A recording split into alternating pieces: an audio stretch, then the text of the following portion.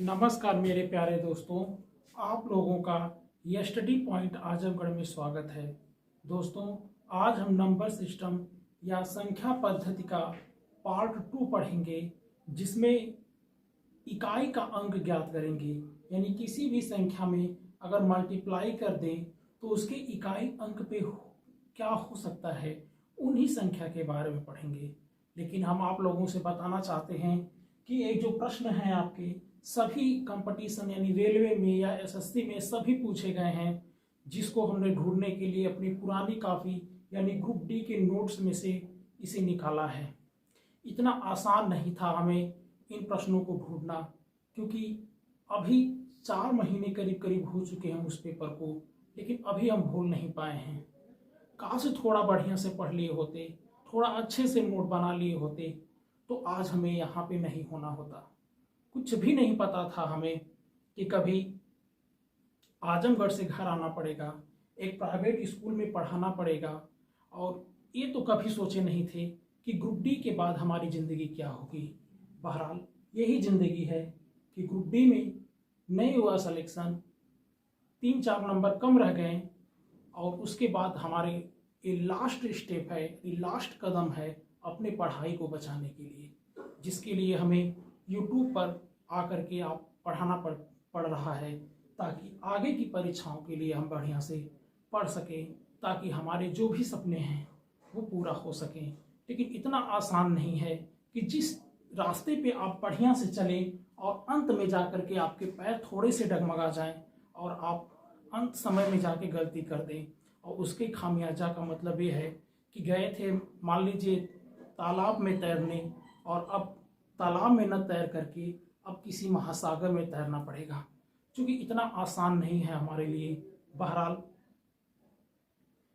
जो भी है वो आगे पता ही चलेगा। लेकिन यहाँ पे हम संख्या पद्धति में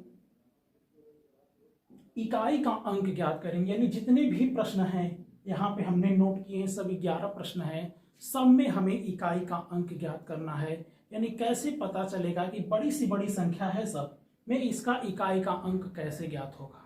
जैसे अगर हम उस तरह से करें, जैसे कोई संख्या ले लें 23 × 44, तो इसमें अगर कोई पूछेगा कि इकाई अंक, हमें ये नहीं कह रहा है कि पूरी संख्या बताइए, हमसे पूछ रहा है कि सिर्फ इकाई अंक बताइए। तो इकाई अंक यानी 3 में 4 का गुणा करेंगे तो 12 आएगा, और 12 का लास्ट का इकाई अंक कितना है, 2। यानी इन संख्या का इकाई अंक कितना हो जाएगा, 2 हो जाएगा। इसी तरीके से कोई पूछेगा 22 × 55, यानी इसका अगर हम गुणा करें तो इसमें इकाई अंक क्या होगा। तो हम देख रहे हैं कि लास्ट में 2 संख्या का गुणा कर रहे हैं तो 10 आ रहा है, और 10 का इकाई अंक क्या है, 0 है, इसलिए यहाँ पे क्या होगा, 0 होगा। यानी 23 और 44 का गुणा करेंगे तो उसका इकाई अंक 2 होगा, जबकि 22 और 55 का गुणा करेंगे तो ऐसे में इकाई अंक क्या होगा, 0 होगा। तो ये छोटी संख्याएं हैं, ये जो हैं छोटी संख्याएं हैं। जब बड़ी संख्या आएंगी तो वहां पे हमारे लिए परेशानी खड़ी होगी, तब हम कैसे जानेंगे कि इकाई अंक होगा क्या। जैसे में देखिए, जैसे में आपका पहला प्रश्न है, सब में समझिएगा कि इकाई अंक ही ज्ञात करना है, चाहे भले हम यहाँ पे न लिखें, क्योंकि खाली जगह छोड़ा है हमने हल करने के लिए। जैसे आपका है 155 36 × 992 × 127। अब हम इन सभी संख्या का गुणा करेंगे तो करते ही रह जाएंगे, और कर लेंगे, मान लीजिए किसी तरह कर लेंगे तो बहुत ज़्यादा टाइम खत्म हो जाएगा, पता चलेगा कि एग्जाम भी खत्म हो गए। तो ऐसे में हमें इनका इकाई अंक ज्ञात करना है। तो इकाई अंक ज्ञात करने के लिए 5 का गुणा 6 में करेंगे तो कितना होगा, 30 होगा। यानी यहाँ का इकाई अंक कितना हो गया, 0। अब 0 का 2 में गुणा करेंगे तो 0 होगा। यानी 0 में अगर 7 का फिर गुणा करेंगे तो ही 0 होगा। यानी कभी भी ऐसी संख्याओं में अगर गुणा करें और 0 आ जाए तो संख्या कितनी ही बड़ी क्यों न हो, उसका इकाई का अंक हमेशा क्या हो जाएगा, 0 हो जाएगा। क्यों, क्योंकि जैसे ही 6 का 5 में गुणा किया 30 आ गया, यानी इकाई का अंक क्या हो गया, 0। अब जो इकाई का अंक होता है उसी संख्या से नेक्स्ट वाली संख्या के इकाई अंक में गुणा करते हैं। तो जब 0 आ गया तो 0 का गुणा 2 में करेंगे तो 0 ही होगा, और फिर जब 0 आ गया तो फिर 0 का गुणा 7 में करेंगे तो 0 ही होगा। यानी पूरी संख्या का अगर हम गुणा करें यानी मल्टीप्लाई करें तो हमारा इकाई का अंक क्या आएगा, 0 आएगा। इसी प्रकार आप देखिए दूसरा प्रश्न है 3 गुणे 38 गुणे 537 गुणे 1256 में इकाई अंक ज्ञात करना है।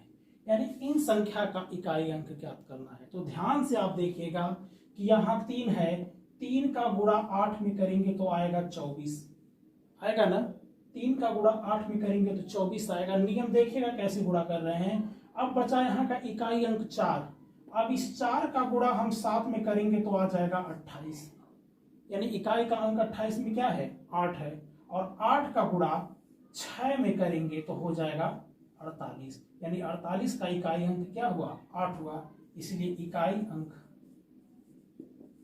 जो होगा वहां पे 8 होगा। तो इसी तरीके से हम बड़ी से बड़ी संख्या रहेगी तो इसी तरीके से इकाई अंक ज्ञात करेंगे। यानी 3 का गुणा 8 में किया गया तो 24, 24 में इकाई अंक 4 आया। अब 4 का गुणा अगली संख्या के इकाई अंक में 7 से करेंगे तो 7 चौक 28, यानी इसका इकाई अंक 8 आया। अब 8 का गुणा 6 में करेंगे तो 8 छक 48, यानी फाइनल संख्या ये 48 जिसमें इकाई अंक 8 है। इस तरीके से इस संख्या का इकाई अंक क्या होगा, 8 होगा। इसी प्रकार तीसरा प्रश्न देखिए 4 9 2 3 7 गुणे 399 गुणे 738 गुणे 83 गुणे 9, इसके बाद डॉट डॉट है, क्या है हमें खुद नहीं पता है। बहरहाल जितनी संख्या होगी उनके इकाई का अंक चेक कर लेंगे। आगे कितनी संख्या है यानी इकाई का अंक ज्ञात करना है। इसका मतलब यहाँ पे हमने लिखना भूल गया, इसका मतलब है कि इकाई का अंक ज्ञात कीजिए, यानी इसमें इकाई का अंक क्या होगा। तो ध्यान से देखिए, अगर अपना समझ में आए तो तीसरे प्रश्न में आ जाए, और जब तीसरा ना आए तो चौथा एकदम समझ लीजिए, क्योंकि 4 प्रश्न एक ही टॉपिक पे है। जैसे में यहाँ देखिए 7 का गुणा 9 में करेंगे तो 7 9 63, 3 आ गया, 63 में 3 नई इकाई का अंक है। अब 3 का गुणा फिर किस में करेंगे, 8 में, तो 8 3 24। अब यहाँ इकाई का अंक 4 ना आया, अब 4 का गुणा किस में करेंगे, तो 4 का गुणा आप 3 में करेंगे तो 4 3 12। अब 12 आ गया यानी 2 आ गया ना, 2 का गुणा 9 में करेंगे तो कितना आएगा, 18, यानी इकाई का अंक क्या होगा, बराबर, क्योंकि 18 में इकाई का अंक 8 है। फिर से देख लीजिए 7 का गुणा 9 में करेंगे तो 9 7 63, यानी 3 इकाई का अंक 3 आ गया। अब 3 का गुणा 8 में करेंगे तो 24 आ जाएगा, इकाई का अंक 4 है। 4 का गुणा 3 में करेंगे तो 4 3 12, यानी इकाई का अंक 2 है। और 2 का गुणा 9 में करेंगे यानी 18, जिसमें 18 में इकाई का अंक क्या है, 8 है। तो इसी तरीके से हम कितनी बड़ी संख्या क्यों न हो, हम इकाई का अंक इसी प्रकार ज्ञात करेंगे। ऐसे में चौथा प्रश्न देखिए, चौथा है 3 गुणे 38 गुणे 537 गुणे 1256, यानी इस संख्या में हमें इकाई का अंक ज्ञात करना है कि इसमें इकाई का अंक क्या होगा। तो ऐसे में अब लास्ट है, अब तो इतना आ जाना चाहिए, थोड़ी सी भी मैथ की भाषा आप लोगों को जानकारी होगी। तो 8 3 क्या होगा, 8 3 24, यानी इकाई का अंक 4, 4 का गुणा 7 में करेंगे 7 4 28, इकाई का अंक 8, 8 में 6 का गुणा करेंगे तो 8 6 48, यानी इकाई का अंक बराबर कितना हो जाएगा, 8 हो जाएगा। यानी संख्या के इकाई का अंक जो होगा यहाँ पे 8 होगा। तो इस तरह से 4 प्रश्न क्लियर हो गए जो एक की तरह है। फिर से समझा दे रहे हैं कि ऐसी कोई संख्या होगी तो उसमें हमें इकाई का अंक ज्ञात करने के लिए पहली संख्या का इकाई अंक एक ही है तो यही इकाई अंक होगा। तो 3 का गुणा 8 में करेंगे 24, 24 का इकाई अंक 4 है। अब 4 का गुणा यहाँ के इकाई अंक में करेंगे 7 में, तो 7 चौक 28, इसमें इकाई अंक हो गया 8, 8 का गुणा फिर 6 में करेंगे तो 8 छक 48, यानी 48 का इकाई अंक 8 होगा। यानी पूरी संख्या का हम गुणा करेंगे निश्चित है तो इकाई के अंक पे 8 होगा। संख्या क्या होगी वो नहीं हमें पता, लेकिन हमें यूनिट डिजिट बताना है, यानी इकाई का अंक ज्ञात करना है, तो जो इकाई का अंक होगा वो आपका 8 होगा। इस तरीके से 5वां प्रश्न देखिए।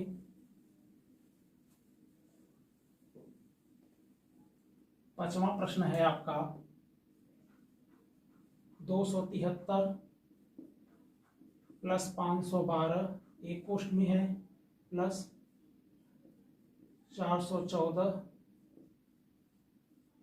832 एक कोष्ठ में है, प्लस 16 गुणे 12 में इस संख्या का हमें इकाई अंक ज्ञात करना है।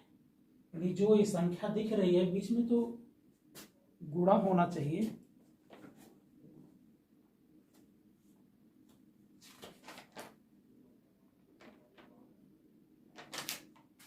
तो यहां पे अंदर गुणा है, इस तरीके से है, तो इसमें हमें इकाई का अंक ज्ञात करना है। तो ऐसी कंडीशन में जब इकाई का अंक है, देख रहे हैं कोष्टक लगा है, बीच में प्लस है, तो जो कोष्टक के अंदर की संख्या है उसके इकाई अंक को पहले हम लिख ले। तो जैसे 3 का गुणा 2 में करेंगे, दोनों की इकाई का 3 का गुणा 2 में करेंगे तो इकाई का अंक इस पूरे कोष्टक के अंदर का 6 आ जाएगा। क्लियर है? यानी पूरे कोष्टक के अंदर 3 दूना 6, यानी इकाई का अंक क्या हो गया? 6 हो गया।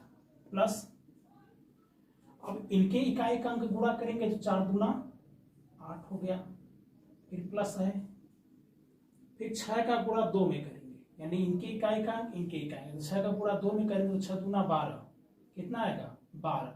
लेकिन 12 का इकाई अंक क्या होगा? 2। इकाई अंक ही तो लिखेंगे, 12 थोड़ी लिखेंगे, 2 संख्या है, हमें सिर्फ इकाई अंक से ज्ञात करना है। तो 6 दूना 12, लेकिन इकाई अंक क्या है? 2। लिख दिया। 3 दूना 6, 4 दूना 8। कंफ्यूजन यहाँ है कि 6 दूना 12 लिखना चाहिए, नहीं, इकाई अंक लिखना है। यहाँ पे एक ही संख्या है तो मजबूरी है लिखना, लेकिन यहाँ पे 6 दूना 12 है, यानी इकाई का अंक 2। तो क्या हो जाएगा? 8 6 14 और 2 16, यानी 6 आया कि नहीं आया? आया ना, तो यानी इकाई का अंक क्या हो जाएगा? बराबर 6, यानी इकाई का अंक जो हो जाएगा वो आपका 6 हो जाएगा। क्लियर? यहाँ 12 है तो 12 नहीं लिखेंगे, इकाई का अंक लिखेंगे, जैसे इस मल्टीप्लाई वाले बताएं, सिर्फ इकाई का अंक। इसके बाद देखिए, इसके बाद 6वां प्रश्न है आपका 17,023 गुणे 51 प्लस 12 माइनस 8। जो आपको दिख रहा है 17,023 51 प्लस 12 माइनस 8 का इकाई अंक ज्ञात करना है।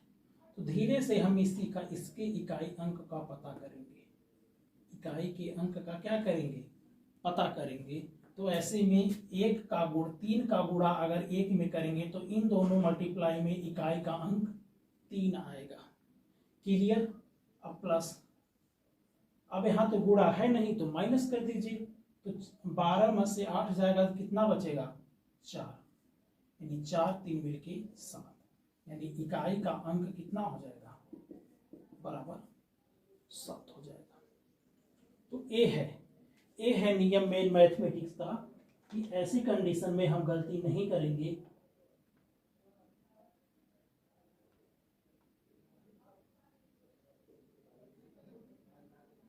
है ना, गलती नहीं करेंगे, क्योंकि यहां पे अगर गलती हो गई तो दिक्कत हो जाएगी। जैसे देखिए, फिर से समझ लीजिए, कुछ हम गलती कर दिए थे। जैसे 3 का मल्टीप्लाई 1 में करेंगे, 3 का मल्टीप्लाई 1 में करेंगे, ध्यान से। अब यहाँ मुश्किल है कि क्यों ऐसा करेंगे। 3 का गुणा 1 में करेंगे तो आएगा 3। क्लियर है? धन 12 है ना, 12 है ना, तो 12 में से 8 कैसे घटा देंगे? क्योंकि इकाई अंक यहाँ हर जगह चल रहा है। तो ऐसे में 12 का इकाई अंक क्या हो जाएगा? 2 हो जाएगा। क्लियर। 12 का इकाई अंक 2 हो जाएगा और -8, यानी 3 2 5 -8 बराबर -3 लिख देंगे। यानी -3 जो होगा हमारा इकाई का अंक होगा। लेकिन आपको ये बताना होगा, क्या किसी संख्या में आज तक हम लिखे हैं, क्या किसी संख्या में आज तक हम इकाई का अंक -3 लिखे हैं? कभी नहीं लिखे हैं ना, 3 लिखे हैं। वो तो माइनस पूरी संख्या होती है, इकाई का अंक कहीं माइनस थोड़ा होता है, या तो 3 होगा या तो 4 होगा या तो 5 होगा, यानी प्लस में होता है। जैसे जितने भी संख्या का इकाई अंक है सब प्लस में है। तो कैसे हम मानेंगे कि इस पूरी संख्या का इकाई का अंक -3 होगा? नहीं ना होगा, ऐसा नहीं होगा, -3 नहीं होगा। अब हम देखेंगे कि 5 में से 8 घटाएंगे तो -3 होगा, और -3 इकाई का अंक नहीं होता है। तो जब ऐसी कंडीशन में संख्या नहीं घटती है, जैसे आप मान लीजिए 54 में से 8 को घटा रहे हैं, तो यहाँ से आगे से का एक हासिल लेते हैं ना, एक हासिल लेते हैं ना, तो ये संख्या क्या बन जाती है? 14 बन जाती है। और 14 में से जब 8 घटाएंगे तो हमारा क्या आ जाता है? 6 आ जाता है। होता है ऐसा ना, क्योंकि 1 लेंगे तो क्या होगा? 14 होगा, और 14 में से 8 जाएगा तो हमारा क्या बचेगा? 6 बचेगा। तो ऐसे में ये जो 5 है, कहीं में भी ऐसी कंडीशन आ गई माइनस में, जिसके आगे हम आंख बंद करके इस कंडीशन के अनुसार सोचेंगे कि इसके आगे कोई संख्या होगी, और ऐसे में 1 लिख देंगे, यानी हो जाएगा 15, और 15 में से 8 जाएगा तो हो जाएगा 7। लेकिन ऐसी कंडीशन में इकाई का अंक क्या होगा? 7 होगा। क्यों होगा? क्यों 15 लिखे हैं यहाँ के कंडीशन से? आखिर 4 में से 8 तो घटेगा नहीं ना, तो एक कोई संख्या होगी तो वहां से एक हाथ से लिया जाएगा, और जब लिया जाएगा तो ऐसी कंडीशन में 14 हो जाएगा। तो यहाँ पे भी सपोज करेंगे, 3 2 5 तो होता है, अब -8 है, यानी -3 आ रहा है, जिसका मतलब इकाई का अंक माइनस नहीं होता है। तो सपोज करेंगे कि आगे कोई संख्या होगी, एक शेष एक हासिल लेगा, यानी 15 में से 8 जाएगा तो 7 होगा। तो ऐसे में एक प्रश्न को जरूर ध्यान दीजिएगा। जैसे इसी पे भी आपका दूसरा भी प्रश्न है, जैसे ए वाला प्रश्न है 7वां, 17 8 1 गुणे 102 -56 में यहाँ पे इकाई अंक ज्ञात करना है। तो यहाँ पे हम कैसे इकाई अंक ज्ञात करेंगे? तो देखिए, 1 का इकाई का अंक यहाँ है, 2 इकाई का अंक यहाँ है, तो 1 का गुणा 2 में करेंगे तो आ जाएगा 2, आएगा ना। और यहाँ का इकाई का अंक क्या है? 6। 2 में से 6 घटेगा? कभी नहीं घटेगा, अगर घटेगा तो -4 आएगा। तो ऐसी कंडीशन में इकाई का अंक तो माइनस नहीं होता है। जब नहीं होता है तो ऐसी कंडीशन में हम यहाँ 1 मान लेंगे कि आगे कोई संख्या होगी, वहां से 1 हासिल लेगा, यानी 12 में से 6 जाएगा, यानी 6, यानी इकाई का अंक क्या होगा? 6 होगा।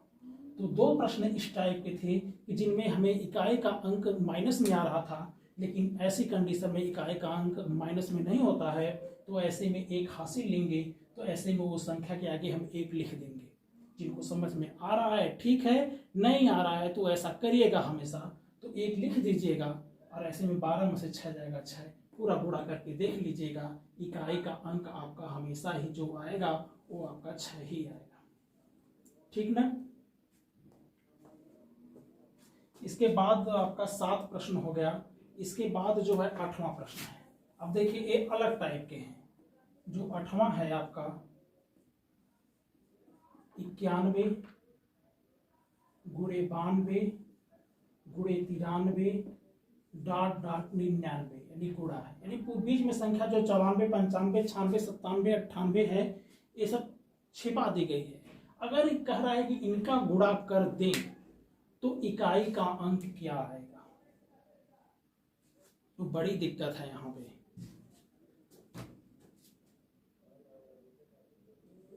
तो इकाई का अंक क्या आएगा? तो ऐसी कंडीशन में यहाँ पे हम आपको 9 प्रश्न तक ही बता पाएंगे, है ना, क्योंकि अब हम सपोज करेंगे कि 2 है ना, 1 का गुणा 2 में करेंगे तो 2, 3 का गुणा, जैसे देखिए गुणा करिए, 1 का गुणा 2 में करेंगे तो 2, अब 2 का गुणा 3 में करेंगे तो 6। इसी तरीके से बीच में कोई संख्या 95 होगी। समझ में बात आ रही है ना, क्योंकि 93 से 99 के बीच में एक कोई संख्या है 95, 95 होगी। और जो 95 जब होगी तो उस 6 का गुणा जब 5 में करेंगे तो हो जाएगा 30। और जैसे ही इकाई का अंक 0 आया गुणनफल में, पूरी संख्या का गुणा कर देंगे तो आ जाएगा 0। बात समझ में आई? हम भाई 93 से 99 के बीच में 95 होगा ना, और जब 95 होगा तो ऐसी कंडीशन में उसके बाद तो 96 भी तो होगा। अच्छा, 95 और 96 का गुणा करेंगे तो 6 5 30, यानी 0। अब आ गया 0 तो कोई संख्या अपने आप में कितनी बड़ी क्यों ना हो, जैसे ही उसके इकाई अंक से में 0 का गुणा करेंगे पूरी संख्या हो जाएगी 0। इस बात को हमेशा जानिएगा, है ना। तो इस बात को हमेशा आपको पता होना चाहिए कि ऐसे में इकाई का अंक 0। तो ऐसे ही हम क्लास अब पर डे डेली लाते रहेंगे। एक दिन मैथ का होगा तो एक दिन साइंस का होगा, आप देख रहे हैं आगे कैसे होगा। लेकिन आप लोगों से विनम्र निवेदन है कि वीडियो को जरूर शेयर करिएगा। ये आप लोगों के, आपके भविष्य के लिए है, हमारे भविष्य के लिए है, जिससे आप भी आगे हमारी वीडियो पढ़ करके आगे जा सकें। साथ ही हम भी अपना कैरियर जो खत्म हो चुका है, हो चुका है, यानी मृत प्राय पड़ा हुआ है एक तरफ से कह दे, उसमें भी अब सुधार करने की ज़रूरत है। क्योंकि 2 3 4 महीने अब बीत गए हैं और आगे की परीक्षा के लिए फिर से हमें उन किताबों को, उन कॉपी को और उस पेन को हाथ में उठाना ही होगा। जय हिंद।